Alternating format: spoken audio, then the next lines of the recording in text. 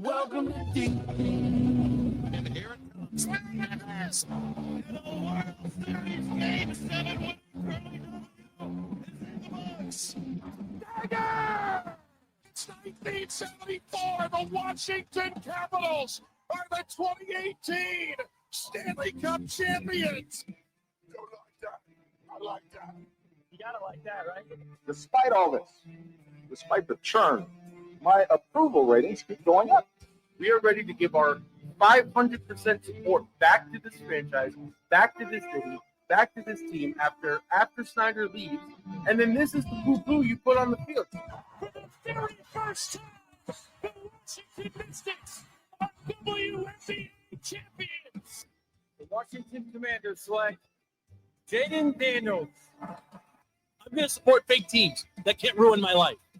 Did you call bank? I'll call Dave. Thank you. Sorry to keep you waiting. Complicated business. Oh, boy, FP. Nothing complicated about the beatdown in Landover. That's so embarrassing. Skins lose by 100 to the Lions. There we go. Yeah, next topic. Is that a good enough recap for this for the crap that we saw on the field on Sunday afternoon? I'm good. Next topic. It's oh god, so disappointing. You knew. By the way, first, thank you, FP, for making time to be here. It's a 2-man show. We are not running the standard 3-man weave here. Little bit down, a little bit of a different schedule. Happy Veterans Day. Please, everyone, learn the difference between Veterans Day, Memorial Day, Armed Forces Day. Those are all very different things, and don't confuse them. Thank you, and thank you. But Effie, thank you for making time here. A little post-lunch. I got to be honest, I'm dragging a little bit. Had some Andy's pizza. I've been craving it for a while. Nice. Started with the lunch combo, 2 slices and a Coke. Ended up with the extra third slice, which about halfway through, I decided was a terrible decision. Yeah. But yeah, exactly. So forced nap time. Yeah, if there's long pauses in here, that's why. But thank you for making time, FP. That game was not fun. The chat was dead. The offline chat, I don't remember it being that dejected. And the irony is, I think we all knew this was coming. Like, this was the revenge game for the Lions. We beat the crap out of them in the playoffs. 7-8 months ago, whatever it was, maybe a little bit longer. You knew they were coming to Landover. You knew they were going to beat the crap out of you. The injuries only made it, more pronounced. So we shouldn't be surprised, right? There's no surprise. The chat being dead says a lot because we weren't even fired up to shit talk the team. We just accepted it. We sat there knowingly watching a beatdown. Yep. I mean, the most exciting part was 47 was at Northwest talking in the press box, and the Air Force One flyover was cool. That was the talking point of the whole game. Nobody actually wanted to talk about the game. Even like the talking heads of the national media, nobody cared about this game. Nobody blinked an eye twice. Dan Campbell pretended to call plays, and he came out and he was like, I called whatever I wanted because there's basically no defense on the field, and I knew my team was going to do it. And that's so disrespectful, but I can't blame him. Put a pin in that one because I think we got to come back and talk about that because it is quite insane. But focus on the Commanders here for a second. The big change is Joe Witt's going to come down to the field, so I guess he could see less of the action and be closer to it. I called that September 20th, after week 3. I was like, we're going to wait for the tweet. I'm going to come down to the sideline. I actually went back and found it. It was on episode 3. I have it written down here. 347. You said, and I quote, he's not going to fire him. He's going to force him on the field. That's literally what you said. So stupid. And that's exactly what happened. And honestly, it doesn't even make sense. If he was on the field, you would say, go up to the booth so you can see. I don't understand why you would. Why do you need to be on the field? Why does he need to be on the field? Nothing makes sense. Nothing makes sense. There's nothing like the big headline now is now all of a sudden Dan Quinn is, well, now I'm going to be the defensive coordinator. All right, buddy. Like, you could have done that. Was he going to sprinkle some fairy dust on the old guys? Even if it magically works, and he resolves all of the coaching issues we've had, you could have done it 5 weeks. You didn't fire Joe Witt, so you could have done it 5 weeks ago, still protected your best friend's feelings, and helped this team. Like none of this timeline makes sense. Nothing makes sense here. Nothing makes. I have no answers for anything. FP, what is Joe Witt's job now if he is not calling the plays? Back in the press box to identify coverage, which if he struggled at that because we were always out of coverage and you couldn't tell if we were on man or zone. So then he comes down on the sideline. Also, him on the sideline somehow resulted in Deron Payne throwing a punch, Quan Martin getting an unnecessary roughness. Yes. Freaking Kinlaw jarring with everyone and punching a ref. Like, I'm not does willing. Him coming on the sideline make the team less strict? Nothing makes sense. I'm not willing to say that DQ has lost the locker room. I am willing to say that Witt has lost his defensive room. I can agree with that. Yes. I don't think the scheme ever made sense, to be honest. And now all I do is find myself asking in real time as I'm watching the team disintegrate in front of me. You're going to get burned no matter what you do in this secondary. It's just a fact. Like a man. Send 7. Send everybody. Send 11. Put Debo in as a free safety. Nothing makes sense. You have to generate pressure. You have to. They can't, but your corners aren't good enough to cover in a zone scheme. I mean, you and I could have gone out there. And I know Peter always does this jag where he's like, if you threw me 10 balls as a tight end, I could catch, 4 of them. And every time he makes that stupid argument, right? We're like, no, you don't understand the speed. You don't understand this or this. You know what? If he lined up as a Detroit Lion on Sunday, he could have caught 4. He may have caught 5. You could put me on if you need me to be on that defense to just get my ass beat and then punch somebody between the whistles and then bitch and moan and then randomly celebrate during trash time because one thing went our way. Like, sure, yes. Yeah, I could do that. I can get my ass beat for $1 million a game like Deron Payne. Sure. How stupid, and this is not a shot at Deron Payne directly. It's more of a general comment. How stupid / how pissed must you be to punch someone that's wearing a helmet? Look, emotions run high, but I will come to Deron Payne's defense. He posted on his story today on Instagram a video of all 22. Amon-Ra punched him first, right in front of a ref. He did it. So Deron Payne wasn't lying when he's like, he punched me first. Deron is a hothead. He got into it with Jonathan Allen. For sure he's a hothead. Right? But the point is the suspension that comes of it shouldn't come from that because he retaliated. So you're not saying this is Deron foul play. I don't want to travel with these bums. I thought it for a good second. I thought he just didn't want to fly. But then again, who doesn't just want a free luxury flight to Madrid and whatever? I'll be honest. I didn't think it until you said it, and then I embraced it because, why would I? Makes sense. He can go to Madrid. He can go to Madrid in March or April or May. He can go anytime. It makes sense. No, but he did not punch first. The video footage is there. But regardless, you're stupid.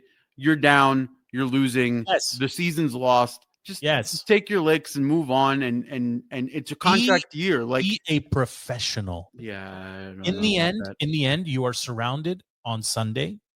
Mr. Deron Payne, this is for you. You are surrounded by 60, 70,000 people that, assuming, let's say, 80% of the stadium is male, would do anything to trade places and be a professional football player, to play a game for a living and earn millions and millions of dollars doing it. Lose like a gentleman. And that's really, I think of, like, the Browns are an atrocious franchise. Has Garrett ever? I mean, he sulked on the bench by himself after a 6-sack game. Did he embarrass himself or his team? No, he didn't. Did he show up and play? He was sulking after having a 5-sack game. Where he deserved to sulk. Yes. He single-handedly said, please, get the midget quarterback. Get anyone out there to complete 2 passes and we will win this game. Very different than Deron, who is a master of disappearing. My problem with Deron Payne is he's getting paid elite defensive tackle money. We're talking like Aaron Donald-esque salary, but he is not the disruptor that Aaron Donald was when he was on the Rams. He is not He's a not guy special. that takes over the game. He's not a guy that offenses have to scheme for. I concur. He's not special.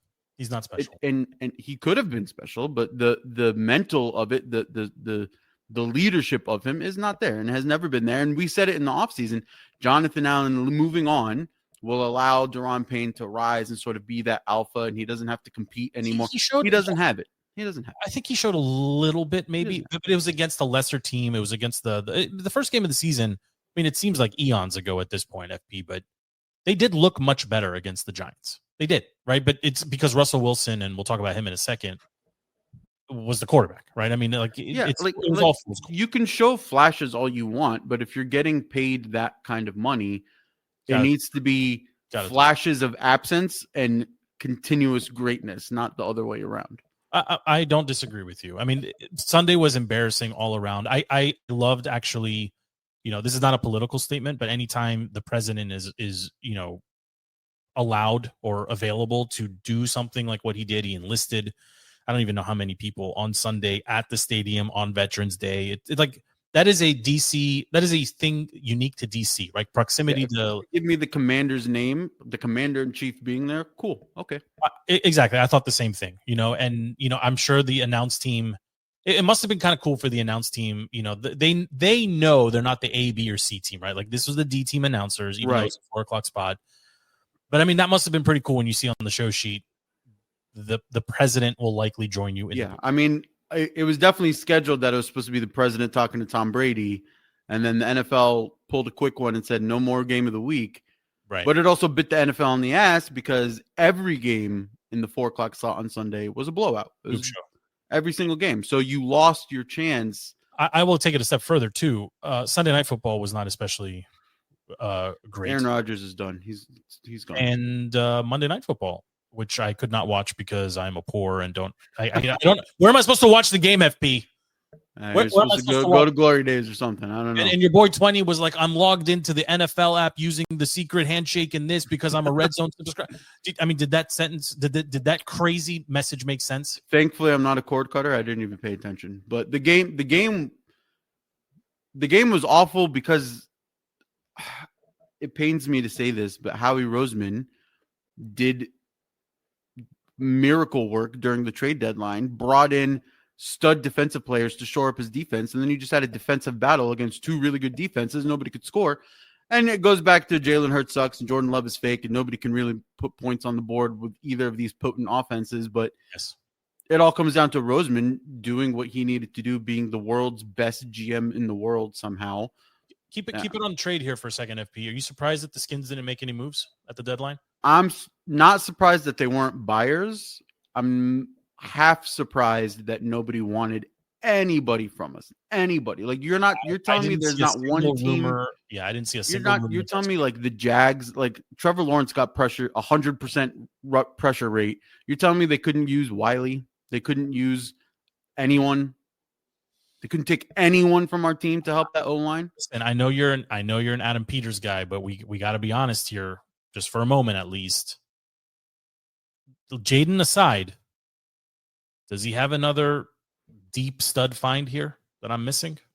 I'm giving him the pass because of injury and because of Ron, but he is wearing very thin on the patience. I can't judge him because Tunsil had a great game, right? Tunsil's doing great. Yeah. Debo is not playing what Debo was supposed to be playing, but he still got his touchdown, right? Honestly, I feel a little bit. Von Miller is not supposed to be playing 98% of his. Von Miller was snaps. He was supposed to play like 6 plays a game. Yes, and he was between the Seahawks and the Skins, and opted to come to the Skins because Jaden felt like more of the sure thing. And I'm not going to feel bad for any professional athlete, but what a terrible speculation. Yeah. Right, and I'm actually surprised that he didn't raise his hand and say, "Get me out of here." I'm sure if anybody came calling for him, they would have taken. Yeah, I mean, he hasn't put anything on film that makes him worth it. The thing is, when the team was healthier, he was putting stuff on film. He was coming in once every third down or whatever, Sure. and he would get his sack and he'd go back on sideline and rest because he's an old man. He did what we wanted him to do at the time, but then everybody got hurt. It's just this season. I'm with you. I'm surprised that they couldn't find suitors for any. Like, I guess the more hurtful question is there's nothing to trade, right? I leave that aside, I guess. This is the roster the rest of the way. Like, it looks like Jaden will be able to return. I think, this is a question probably for later in the season. My mindset today is he should play. I think you need the reps. I think you need to evaluate what the offense could look like with Debo and Terry on the field at the same time. Like, there's, even if it's you have to find a way to evaluate this to give the front office a chance to address, the holes. But the flip side, FP, is if they had, let's say they had, by some miracle, 1 first-round pick, 3 seconds, and 3 thirds going into this next draft, like an abundance of picks. Where do you start? There's holes everywhere. I mean, you're kind of blessed in that. I'm saying you're kind of blessed in that you're kind of forced to go best player available because you have so many holes. You just go best player available. Nobody's going to argue it. At 1, 2, or 3, you're probably drafting an offensive lineman. That's my offensive line. Surprisingly, is the only unit on this team that hasn't suffered any injuries. I think there's 2 free agents on it, though. I think they're going to have to rebuild it on the fly. You can upgrade. You can upgrade Badass, and you can upgrade Allegretti, and you can do all of that stuff. Yeah, sure, but that's not worth a high end draft pick. Okay, so are you going secondary? You're going to go draft, and you have I think you're going to spend more picks. First round, I think you need to get the best middle linebacker available, right? And if you're a top 5 pick and there is a amazing stud of a linebacker out there, I would spend a top 5 pick on that. Me personally, I'm trading back my first round picks. I'm trading back to a QB needy team or whatever non-division team, non-conference opponent, whatever, and I'm taking a much later first, add in a second, add in 2 thirds, whatever the package is. Get me abundance of picks. I need it. The roster's too broken to be able to go into next season with 5 overall picks. It won't work. Did any of the trade deadline moves like really leap off the page to you? Like, oh wow, like this team's going for it. There's one for me that the Colts. Yeah. The Sauce is I think slightly overrated cornerback. Slightly overrated. Very handsy. I wouldn't say so. He last second gets traded to the Colts, flies to Berlin, goes against Drake London, shuts him down. It's exactly what you needed him to do. Yes. I think the Colts are, you look at the teams at the top of the we were talking about like the Broncos. Broncos really haven't beat anybody. The Colts, to some extent, really haven't. They don't have a signature win either. We'll talk like top 5, low 5 in a bit here, but I was really impressed that the Colts were buying, right? Like it feels like they're looking at their team saying, well, the recipe is correct, right? They have studs on defense, and they have a magical running back who is a cheat code. And Daniel Jones, you saw it against the Steelers, and you didn't see it against the Falcons. If he just doesn't make his mistakes, serviceable, above serviceable. And Pittman and Pierce are legit wide receivers. I mean, they're not ones, but they're like 2. I guess they're both 2s. But that's a team. That's a team where they go, oh shit, we're stacking a lot of wins together. Let's make it happen now.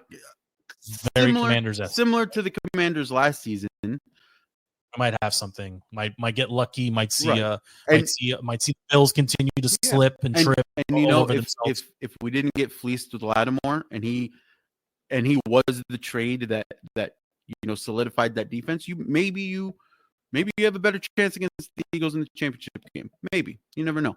But I understand. What do you think of the Bills trying to acquire Waddle from a division? Listen, the Bills getting blown out by Miami. Josh Allen's out there by himself. and he needs weapons. No. James Cook Okay. he's a weapon. Running back fumbled. is different, but if you don't, I think Shakir is a 2. You need to give him a true elite wide receiver 1. When he had him, he doesn't use him. Diggs wasn't the Diggs that we're seeing. Cooper was never a true elite wide receiver 1. Oh my god. No. Okay. Well, he wasn't. Maybe Raiders and Cowboys. He was maybe never. by the time He was there. never. Maybe I'm misremembering a little bit. I mean, Diggs is resurgent right now. I mean, Diggs is catching 5 of his 6 targets a week, or 4 of his 5 targets a week. I think he completely bought into the Patriots and Vrabel and just kind of how the offense is moving. Vrabel, I mean, he went out and basically said, "Let me get the biggest bodies possible, and I'm going to draft a stud running back to spell Ramondre." And I don't know if you've like played back the highlights at FP. Did you see what's his face, Stevenson, when he was? Yeah, he looked to the sideline. He's like, "Hey, guys, should I score? Honestly, go down?" I'm like, full conversation, full conversation. For rookie, most heads up play you've ever seen because I love it. Yeah, you were playing against the clock at that point and the magic of Baker. So yeah, you need to know without a doubt. I love that he knew where to look, and I love that the coaching staff was ready to respond as if they practiced it. Right? I mean, that's the feeling I got watching it in real time. I'm like, because it looked like a Madden play. It looks like when you try to like get your opponent to rage quit, you start like you run across the field, you run back. Right? He's taking this weird beeline, and he's looking over, saying, "You want me to score? Maybe should I try kneel, or you want me to like what would you like me to do here?" One day we'll have players that can do stuff like that. You mean look, have you soured on Bill, or you still think there's something? I haven't soured on Bill, and I think he's just suffering from everybody else not respecting the offense, and they're just gonna, it is what it is. He's still a rookie. He's still a 7th round pick. I think his ceiling is high, and he just needs the perfect circumstances to explode. Any other trades catch your eye? I mean, there was a lot. I mean, besides what the Eagles did, bringing in what's his face from the Dolphins, and it was crazy. I do like that the Jags went and they got, what was the receiver's name they got again? Shakir. They got Shakir, right? From the Saints. I like that move, but their problem is O-line. I mean, the Jags are stuck in QB purgatory, right? I mean, Trevor Lawrence he's not bad enough that you can move on from him, and he's not good enough to consistently win. So they just need to they just need to shore up his O-line. Well, I think they need to do more than that, FP, because they gave up how many points in the fourth quarter? Yeah. Right? They had a comfortable lead on a Texans team that had Davis Mills, who, by the way, you've always been a Davis Mills kind of. I like Davis Mills, kind of like the Jake Browning bit too in Cincinnati. But I mean, Davis Mills got offers as a free agent to go be a starter or compete for a starting job, and opted to stay. Didn't want to uproot his family. Listen, all of these games, it all comes down to just monster defenses giving your offense a chance. You're right, and we're seeing a renaissance in the NFL right now, actually, where you're slowly going back to. There's a few exceptions to this, but the pendulum is swinging back to defense and running game. I mean the number one proof of that is the Chiefs, because all of their playoff success, Super Bowl success, the offense will have its struggles and the weapons won't be there, and Mahomes does magic Mahomes things, but it all comes down to Spags in that defense keep them in every single game, right? And now you have the Seahawks who are feeling it, and that defense is flying, and Darnold is just putting up points, but they're never coming from behind, right? There's never an emergency type situation in a game where they have to go 4 verts or do whatever. Like, it's just. I mean, look, I'm gonna call out the Broncos here too. I mean, we can continue to debate Knicks or Drake May. I think anybody, they're not being honest at this point by saying that they're in the, like, when we stack that class, Drake May does belong at the top right now. This season, yes. Right, based on the totality of 2 seasons and games played, my eyeballs tell me that Drake has the potential to be the best of this bunch. He doesn't make mistakes. Knicks makes mistakes. Knicks also seems to take chunks of every game off, and he's going against lesser teams. I mean, that's just what the schedule has.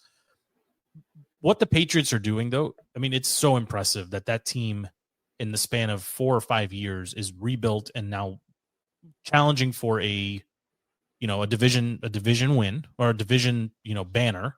And they look to be a complete team. They play okay defense. They can run the ball.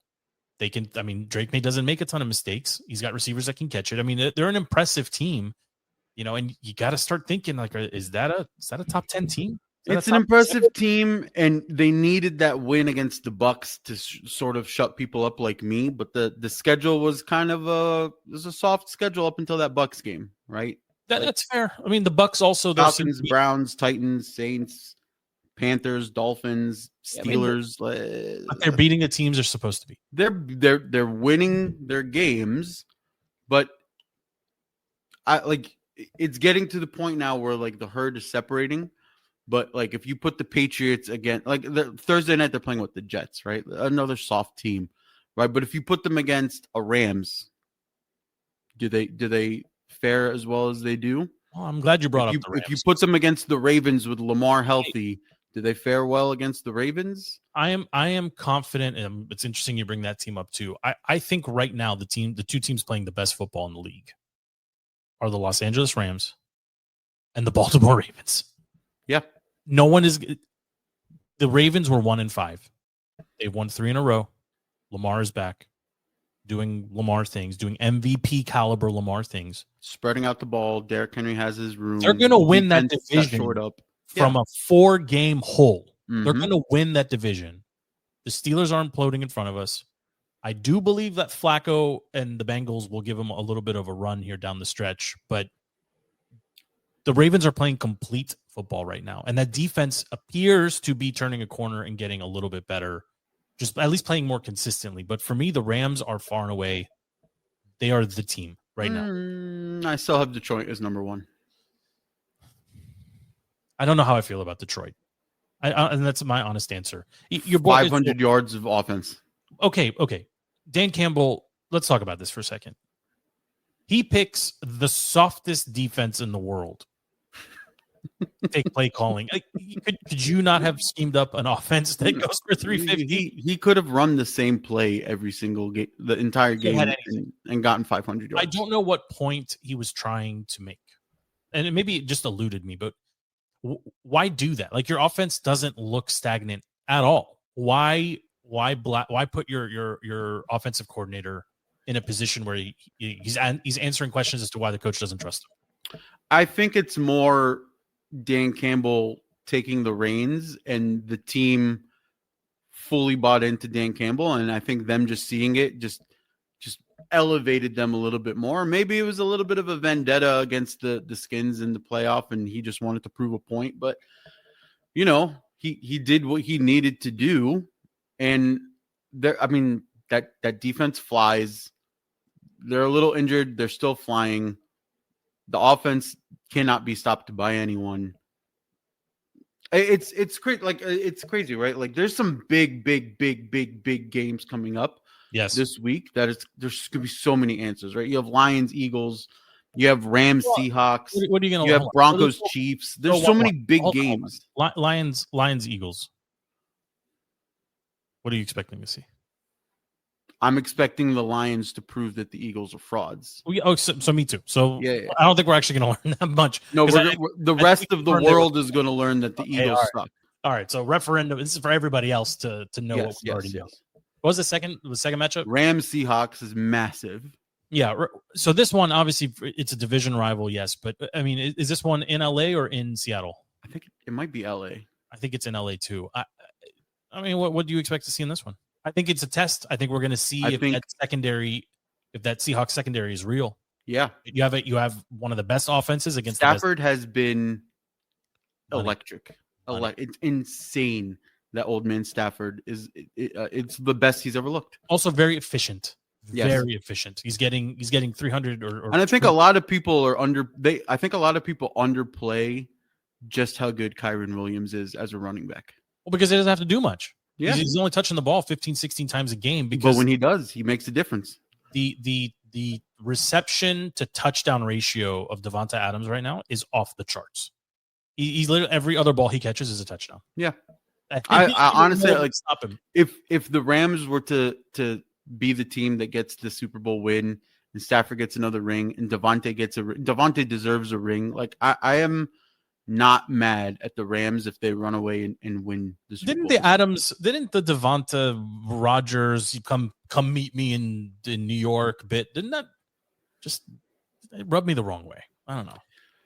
I get it from like a buddy. I get it from a buddy friendship thing, and Devontae. Look, his career was made off the arm of Aaron Rodgers, so I get it. But he's getting what he was promised from Aaron Rodgers. He's getting it through Matthew Stafford. Aaron doesn't have it anymore. Matthew still has it. I mean, Aaron, a lot of it is coaching. But Aaron Rodgers and DK Metcalf may be the worst quarterback, wide receiver, star duo to ever be put on the field together in a single free agency offseason. Does that make sense? Yeah, it was a waste of a DK trade, but also DK is now proving that he didn't like he's not. I don't know, like DK and AJ Brown, like all of these receivers are just having off seasons. Well, I would say this is more of an Aaron problem to me than a DK problem. DK is still running, still getting separation. Yeah, he's had a lot of should have had catches dropped. I don't know about a lot. He's had some, but he's also been missed on wide open routes. I mean, even on Sunday night, he had a 40-yard touchdown. Aaron overthrew him, right? Yeah. And the whole Aaron bit of like that talking to himself and the fake outrage at his team for whatever reason. I think I'm done with Aaron Rodgers. I think he's done also. Like just like we saw Russ Wilson just evaporate. His skills evaporated seemingly overnight. I mean, do you see what happened to the Giants when they had to put him in the game? Enough that Dable got fired for it. Well, it was Dable's call to bring him to New York in the first place. So it's also Dable's call to always keep going back to Russ instead of Jameis Winston. Go to Jameis Winston. That's right.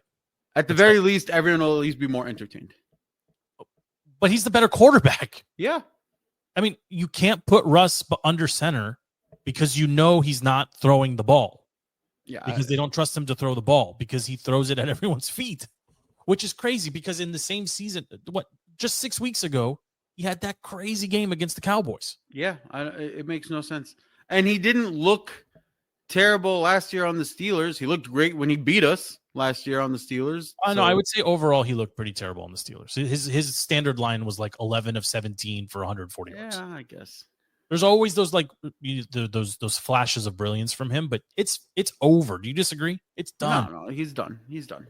Yeah, he's finished. Like we are seeing. I there's no team that should go out there and want a Russell Wilson. No, I think Stafford is the last of the dinosaurs that is playing very well. Like the rest of them, it's done. And Flacco. And Flacco, yes, but they're all done, is what I'm saying. Like they're all nearing completion, right, or end of career. The Baker crop will be the next one to kind of cycle through. The Baker, Mahomes, like that. But the young guns are looking good too. I mean, it pains me to say it, but Caleb's playing much better. Ben Johnson fixed him.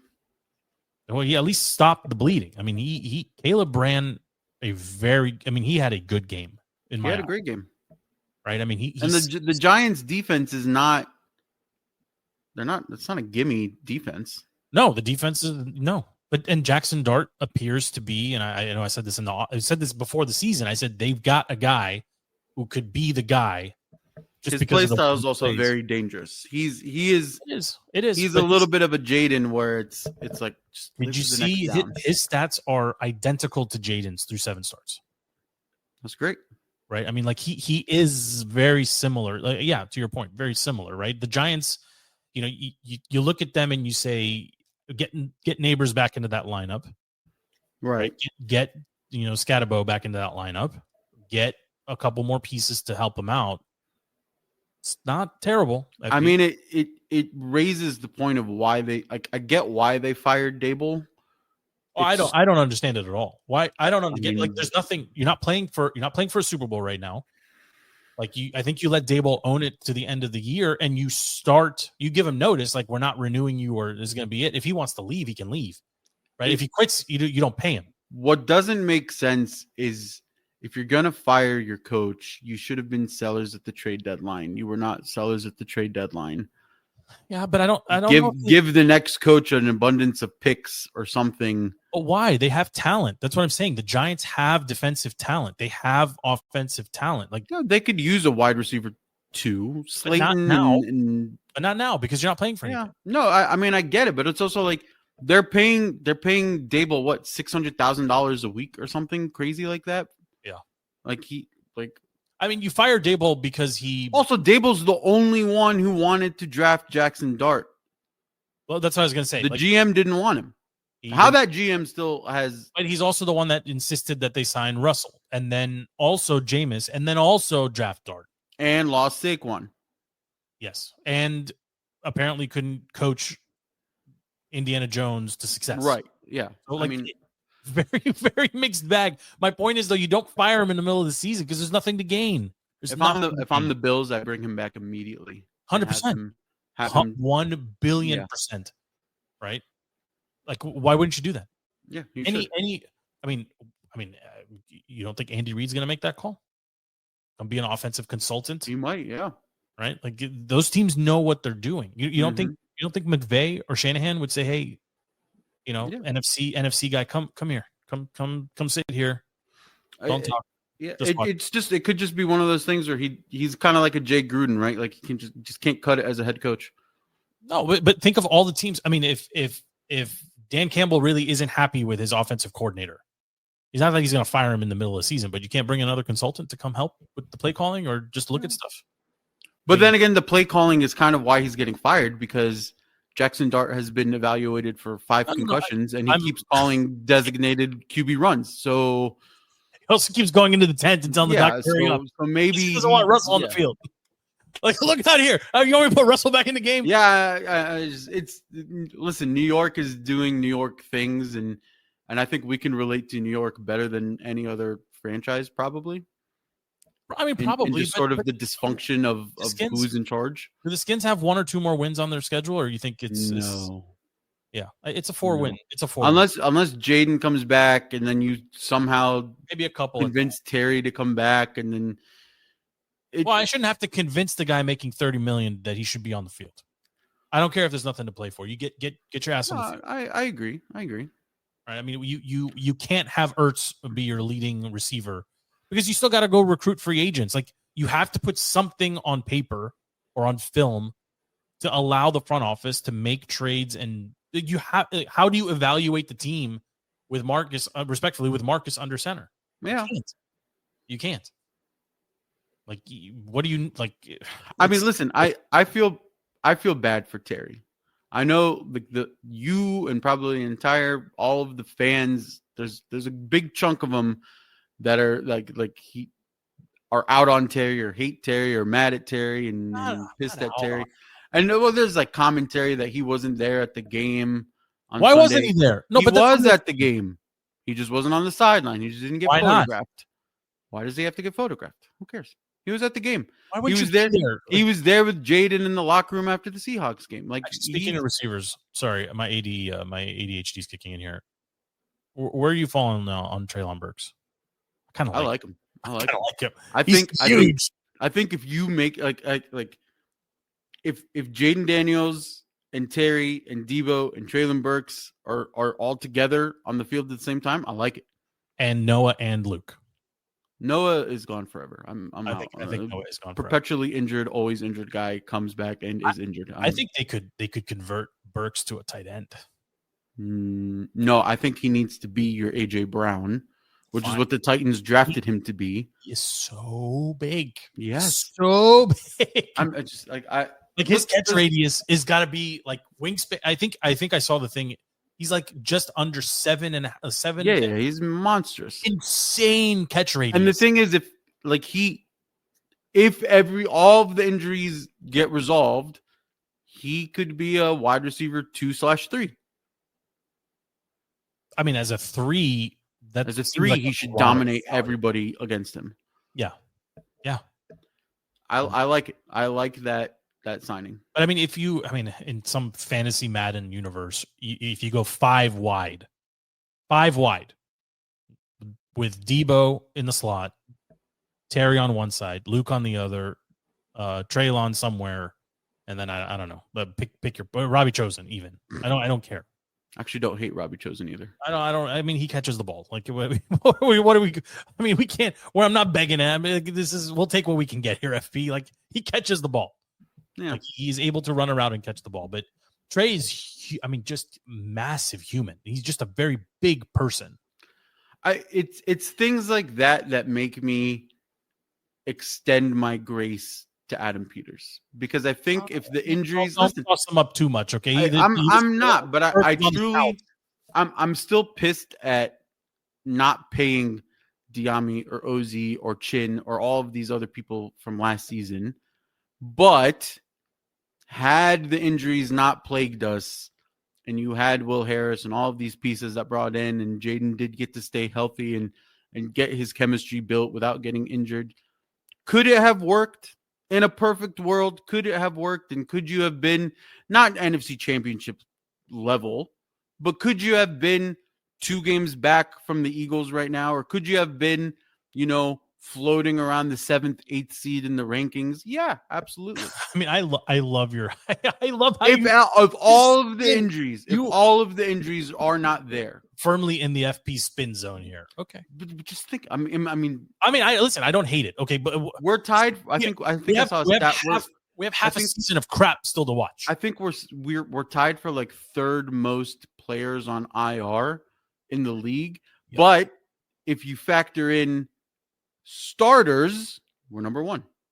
We've lost QB1, RB1, wide receiver 1, wide receiver 3. We lost tight end 2 for a little bit. You lost safety 1. You lost outside linebacker edge 1, 2, 3. You lost corner 1, corner 2, and 3. Like, come on, like, and you're doing all of this. You're doing all of this on a roster that never had depth because you didn't have any depth built in the last. Like, it is unheard of. FP once upon a time had a terrible training staff, right? And we were injured all the time. And I think, if I'm not mistaken, it was Ron's. Ron? I tried to say it like 2 shows ago that there's a lot of soft tissue injuries happening, and we changed our strength and conditioning coach this offseason. I'm not saying there's a conspiracy there. Actually, hold on, help me remember here. Ron had the trainer that got busted by the DEA. Yes. Okay. And then there was another one, and that one's the one that got ousted. And we had an F grade for health and conditioning and meanwhile Stevie watches 6 minutes of the game and is texting everybody about how awesome the locker room looks. Like, you're right, there's some winning off the field here, a la Goose once upon a time, right? Like the winning off the field bit was one of my favorites, but like, it's gonna, I mean, we're halfway through the season. They might have 2 more wins on this. You're getting murdered by the Dolphins. Yeah, you're not stopping HN. You're not stopping Waddle. Your best bet is futures bet. Did you see your best bet is Tua gets confused on the time zone and can't blink in Madrid and throws 4 interceptions. So I saw this online. The prop bet on HN as a futures bet against the Commanders defense started at plus or minus 130.5 yards. So much money came. Sorry, 110. 110. Take it. It moved yesterday. Look it up right now. It moved to 130. Did you see the parlay that I placed against the Lions game? I saw. I mean, can we revisit this really quick? Are those randomly generated, or are you sitting No. I am sitting there, and I took the over on every single Lions bet I could think of to put together in a parlay. I had the Lions money line. Yes, that hit, of course. Check. Jahmyr Gibbs, anytime touchdown score. Check. Amon-Ra, anytime touchdown score. Check. Jameson Williams, anytime touchdown score. Check. Jared Goff, 225 plus yards. Check. Sam Laporta, 25 plus yards. Check. Jameson Williams, 20 plus yards. Check. Jahmyr Gibbs, 60 plus yards. Check. David Montgomery, 40 plus yards. Check. Sam Laporta, 5 plus receptions. Check. Jameson Williams, 4 plus receptions. Check. Jared Goff, 3 plus passing touchdowns. Check. All I needed for a $5 bet to turn into $6,700 was for Sam Laporta and David Montgomery to get touchdowns. Everything else hit. You hit everything else, and that's how little faith. I'm gonna make that's how little faith I had in this defense. Episode show the show image. Like it's insane. God, how much has changed in a year, FP? It's the cold dark now. Days are shorter. Air's colder. Skins are crap. Skins are crap. Caps are cap. Wiz are cap. Wiz, I don't know what the hell happened to the Wizards. I mean, It's exactly what we thought they were going to be. I know. The I know. rookie growth pain. I know. Let's do an abbreviated top 5, low 5, or maybe top 3. Just eyeball test, not record. Just based on what you saw on Sunday and based on your gut feeling right now, who are the three teams playing the best football in the NFL? I'm going to fire from the hip, no research. I'm going to go Rams, Colts, Ravens, Seahawks. I'm going to go Rams, Ravens, Colts. I think you got to go Seahawks, Lions. 4-5. Lions.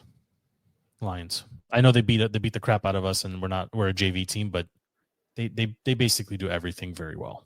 You know, they just do. And those 4 teams, what do they have in common? Good running backs, good running game, good running scheme. And if the Ravens can get a little bit better on defense, I mean, listen, the AFC.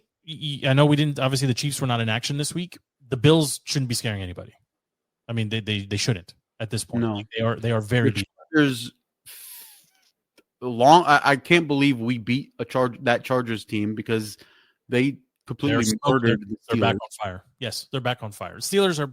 Yeah, I mean, I think we know which teams are not going to be competing for anything at this point, like halfway through the season, right? It's actually incredible too that the Jets traded everybody and won their game. Like it just goes to show you how crazy the league is this year, right? But the Chiefs are playing very good football. God, what I would give to have the Jets draft picks. The Eagles and Green Bay and the Packers. I don't think you could put them in that top 5 conversation after last night. I mean, they just don't look. They seem to be a little lesser than the top teams. 49ers to me are really interesting because it seems like, you know, even without their number 1 quarterback, they seem to be able to get points pretty consistently with Mac Jones slinging it, and Kittle looks okay. The Packers have, and I wish Andy was here so I could just shit on Jordan Love a little bit more to him. They have the reverse problem of the Commanders in that they have a defense that's holding opponents, right? They lost to the Eagles, holding them to 10 points. They lost to the Panthers, holding them to 16 points. They lost to the Browns, holding them to 13 points. Like that is, if that doesn't tell you that it's a Jordan Love problem, because they have the running back. Could it be a LaFleur coaching, we take some games off problem? No, I think it's a Jordan Love problem because for the whole season, the recipe that they said is you got to get Josh Jacobs going. You got to get Josh Jacobs going. You got to get Josh Jacobs going. Okay, well, you paid your quarterback top 5 money.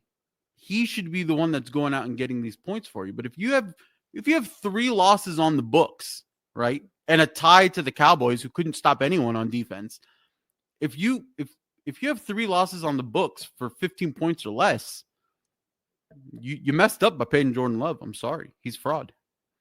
Jalen Hurts, fraud. Chance, oh no, Hurts for sure.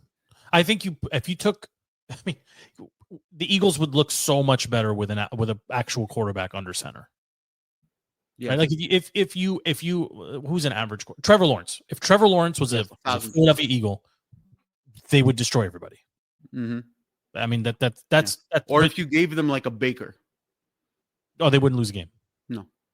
No, because that I mean, as good as Baker has it in Tampa, Philly is a better constructed roster. Yeah. They just are. Right, but put Stafford on the Eagles or put. I mean, Jared Goff. Yeah, any quarterback is an upgrade over Jalen. And this is Razzle and I got into. He's like, Jalen is a top 10 quarterback. I was like, no. Majority of his pass plays is bailing out of the pocket and throwing a floater to his tight end or Saquon or sling it to Devontae. I mean, he'll take deep shots, right? So it's what's interesting with inaccurate deep shots, and then the receivers have to track the ball and and magic that's catch. part of, and I think that's part of why the reason why AJ Brown isn't thrilled with him, right? The super deep shots are usually thrown towards Devonta Smith, and they're deep enough where he can adjust to make a catch or make a grab. Whereas AJ's running more precise, AJ's surgical, and he needs the ball. He would need like a Jaden Daniels who can target back shoulder, front shoulder, down low. He needs that kind of accuracy. Who's just like DK. Yes. Right. Devonta is a different type of receiver, more forgiving, like a Terry McLaurin.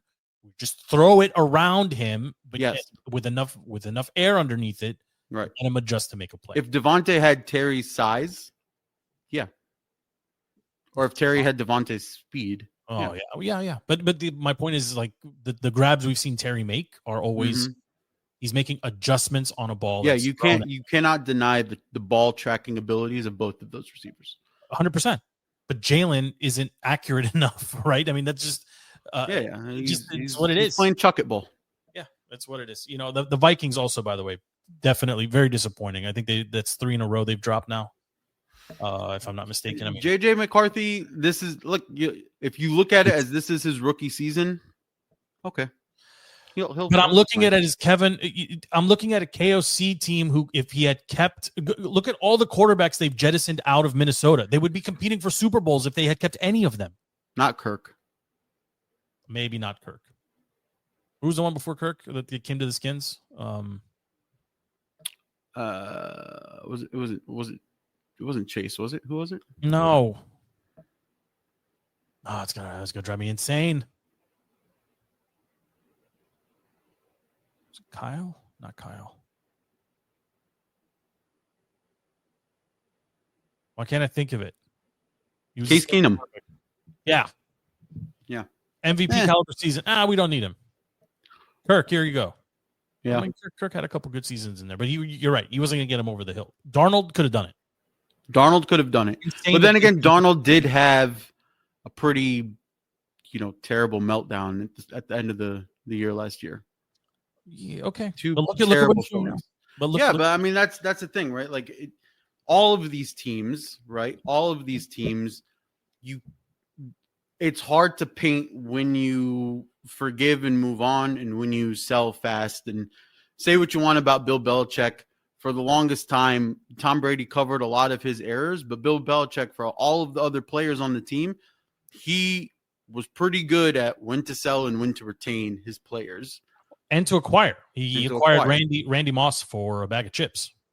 Right? Yeah, but that was the only offensive weapon he got. Everybody else was made by Tom Brady, right? So. Oh, yeah. Well, everybody else was made by Tom Wes Brady. Welker came as a pretty established receiver from the Dolphins once upon a time. Yeah, but Tom Brady elevated him significantly. If Wes Welker went somewhere else. Amendola. Or maybe I'm mixing the two. One of them started as a Dolphin. Maybe it was Amendola. I think it was Amendola. Yeah, I think so. No, I think Amendola was Rams.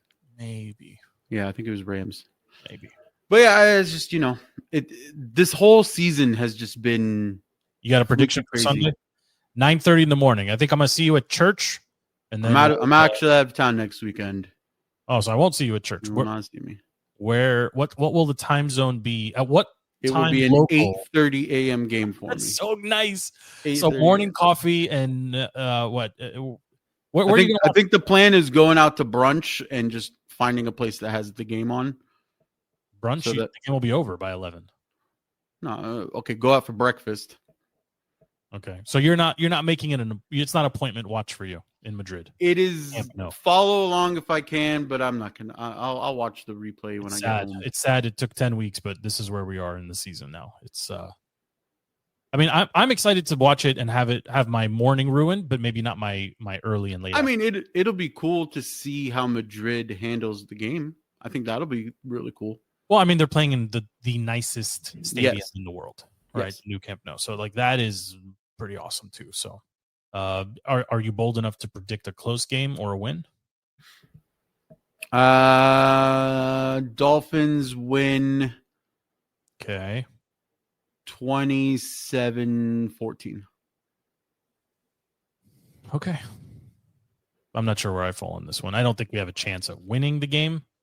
But also the homer in me has us also winning 35-10. Yeah, I mean, I know. Morning of the Skins win 40-3. Yeah, I know exactly what's going to happen here.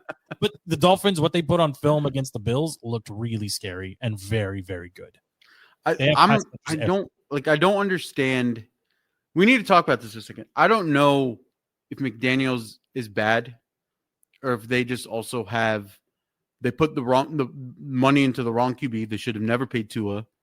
I agree with that. But I don't know if he's not a bad offensive mind. You saw it on Sunday, and you just kind of, they suffered a lot of injuries as well. And I will say it felt like pieces are there, but it felt like the Bills didn't take them seriously. This felt like a game. This felt like a trap game more than it felt like a beatdown.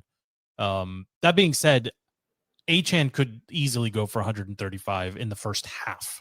Yeah, against the Skins, right? And that's going to be especially if the suspension Wags ain't going to catch him. No one's going to catch him, right? I mean, is Johnny Newton still on the team? He is on the team, so he'll be starting. Sheldon Day and all right, he legit. If there's a prop bet out there, I'm going to take another crazy parlay. I'm going to do it. 120 yards for Achane in the first half is very possible. Jalen Waddle 2+ touchdowns, easy. Yeah, or Tua probably gets 2 in the air and 1 on the ground also. I mean, it's going to be a bloodbath, but I mean, listen, if Quinn calling the defense all of a sudden fixes the defense and you're not out of position and it's a closer game because the defense is getting 3 and outs, I'm going to be so thrilled but so annoyed that we didn't do it 5 weeks earlier. Because that just proves there's no way. There's no chance. There's no chance. I agree. There's no chance. But if it happens that way, how angry is everybody that we kept Joe Witt? If they do that and they win the game, yes, we will be the most pissed we've ever been after a win. Right? And honestly, assuming they lose, I don't want them to stop winning games. Stop winning games. Yeah, embrace the tank. It's going to impact your The thing is, like, the NFL players never want to tank, and I get it. But the front office does. Yeah, I get it too. I mean, just try out Josh Johnson. Just save Mariota while you're at it. You can play Mariota, but we're not. But like, once the games are out of reach, we're sitting our guys. Like, we're not. Mariota has earned his paycheck, and he should be here next season. In the off chance that Jaden doesn't learn his lesson and gets injured. I mean, let's revisit that topic a little bit later on, right? But how nervous are you that this is the norm for Jaden? But let's not get into it right now. I don't think it's norm. That's my quick take on it. I disagree with you. Anything to plug, FP? Yeah, there's a big thing that I'm looking forward to, and it's going to be Hard Knocks NFC East edition. Yes. And I don't know what the hell is going to happen, how you're going to show. It's going to be Cowboys and Eagles heavy. I already know it. When does it kick off? When's it start? In like a week. Nice. Okay, but we do a little remix OMC. But like, how are you going to see, like you're going to hire interim coach for the Giants. All of a sudden, he has to show everything and how he learns on film to HBO, right? Oh, that's interesting. And then maybe they don't feature the Giants. I was actually talking to LP. I was like, I'm actually happy that we're going through this shitstorm now with Hard Knocks coming out, because if we were playing elite, great football, everything was working in our favor. I don't want anybody to see the sauce. But I personally want to see if Quinn lost the locker room. I want to see how practice looks. I want to see if it's dysfunction or if it's injury. I'm very curious. I don't think Quinn will lose the locker room unless Cliff loses the offensive room. Like, Witt's lost the defense. I don't know if Cliff has lost the offense yet. I think if that happens, that's like it's very like these things happen in a very specific order. It doesn't just. Yeah, I don't think Cliff is. Yeah, I don't think he's losing the offense. I think he's being forced to feature other people he wasn't planning on feature, like Sinnott. But do it. Just go freaking do it. Yeah, I agree. Like there's no other option at this point. All right.